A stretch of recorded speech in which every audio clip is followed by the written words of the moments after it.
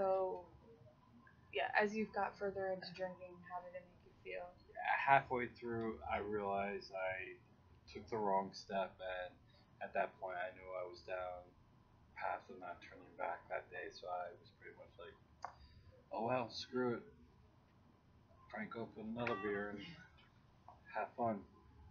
Um, I also that might not be the best approach. I mean, you start realizing that's not working out very well. Maybe next time you could pick up a glass of water. Not saying that you should worry. Like, I'm looking forward to you relapsing next time, but if it Yeah. were to happen, maybe pick up a water. Uh, I guess I definitely have to find something different. Mm-hmm. Um, I just love beer so much, and I realized that I tried that fake stuff before, the non-alcohol beer. Yeah, forget about it. So I know I need to. I don't know, maybe separate myself from family functions for a while. I don't know. We don't have anything coming up in the near future, so I was hoping can revisit this and get back on the wagon, as I say. Okay. Well, I do have one technique that we can do. I already got some of it started. It's just broken up into four spots. Okay. The first box has our 4Ds, which I'll go over with you. Um, these are just things to think about when you're about to go into a relapse. I don't know if you want to write anything down or if you just hold on to it. Yeah, I got.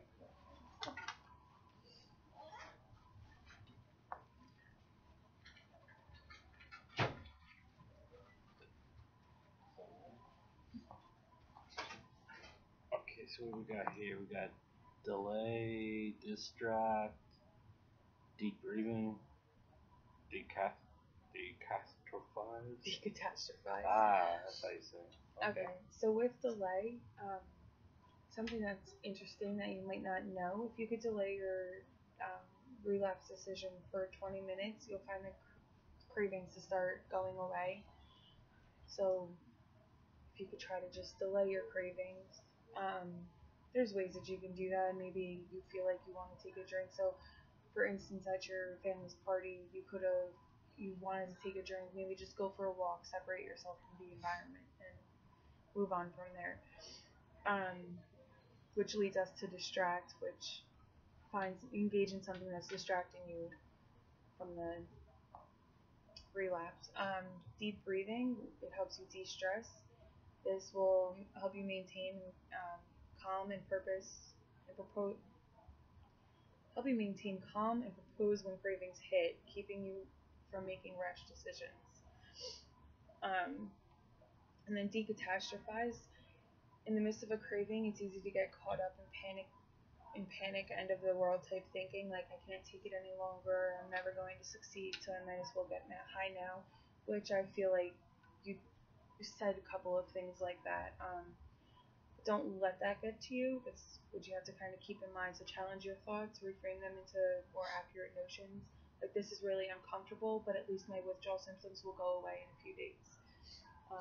Maybe thinking like that, like it's not going to forever be with you, so you will get through it. And take a look around. Your family was around you that day, so give yourself a reason not to do it. And then there is another D, drink a glass of water, which I brought up before. That'll help you out.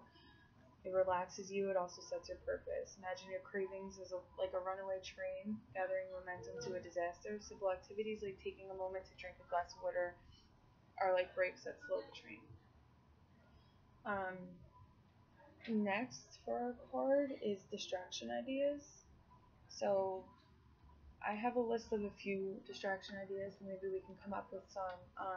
What are five? Well, let's start with one distraction idea that you can think of that maybe when you're about to relapse, you could. Well, just thinking right now at the party that day, I could have just jumped in the pool and swam around. Okay, so I maybe like doing physical things, walking, swimming, whatever. so engaging in activity going on around you that doesn't have to do with alcohol.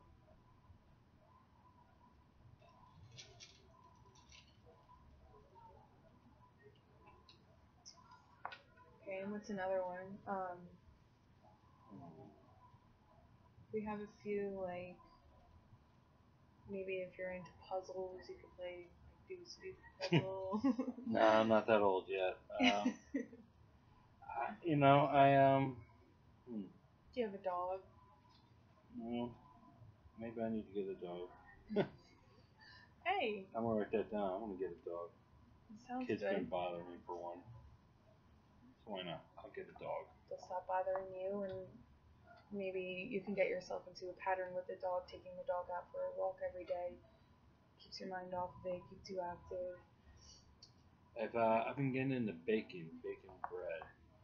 So that takes a long time. That's an all day process for me. So I'll write that down. Start baking. Baking bread. Now, while you bake, do you tend to crave a beer, or now does that keep your mind distracted? No, I like cooking too, and now when I cook food, I have a craving to drink then because you're cooking with wine, you're using spirits and liqueurs to flavor, and you always got to taste what you're cooking with. So I haven't been cooking as much, but that's why I got into baking bread. It's actually when you work with dough, it feels very therapeutic. So, Yeah, it's stress relieving. and it smells awesome. I love that smell. Maybe washing your car on a nice day. That's something you're into. You can call a friend or a family member and talk to them. Just try to stay away from your problem stuff. Maybe talk to them about stuff that has to do with that. I'm a horrible person that way. I don't like listening to my family's issues. I play my guitar. How's that? That's what I was just about to say. Play guitar, you could write songs. Although I know you said you like to write. Yeah, write buzz. So I just like maybe just play and doodle. So practice. How's that? Practice instead of creating. And there's also catch up on work for a few minutes, which I know you said you don't want to live at work completely, but maybe once you start realizing that you want to pick something up, oh, I forgot I have to do this at work, so let me just quick jot down a couple things, and even if it's for 15 minutes and you only have 5 more minutes of the distraction period. Work efficiency issues. Okay, so our next box, we want to do reasons for wanting to stay clean. Okay. So I have 1 through 4 listed. So kids, wife, job, myself, my health. How's that? sounds good. And then the last one, what negative expectations will happen if you do relapse? What are some things you're worried will happen, or you know will happen? Your wife gets mad. It'd be a negative impact on my family for sure.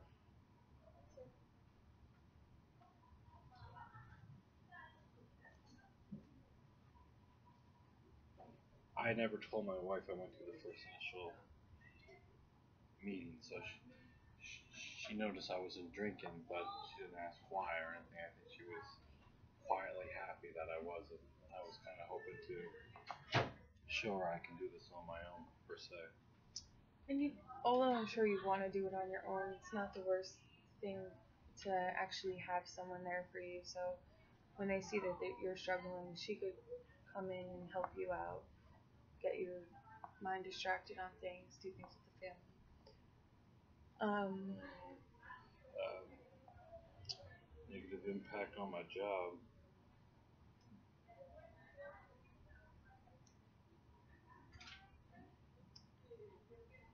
And then if that happens, I lose my job.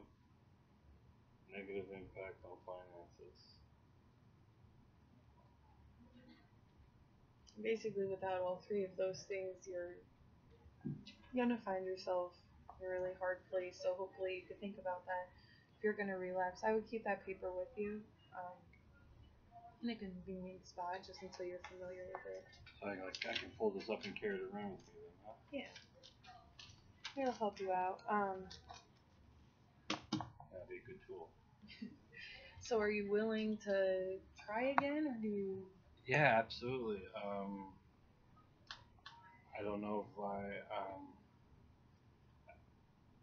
I was contemplating maybe going to a meeting. It could be a distraction too, or some sort of support.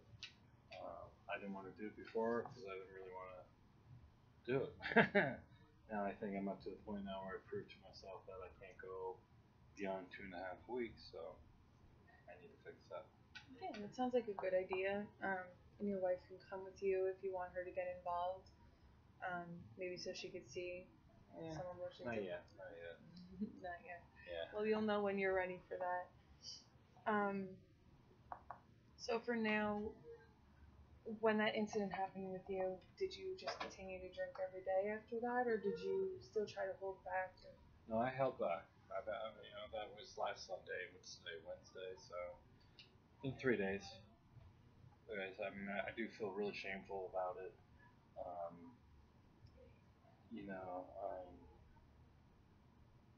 don't know how to say this.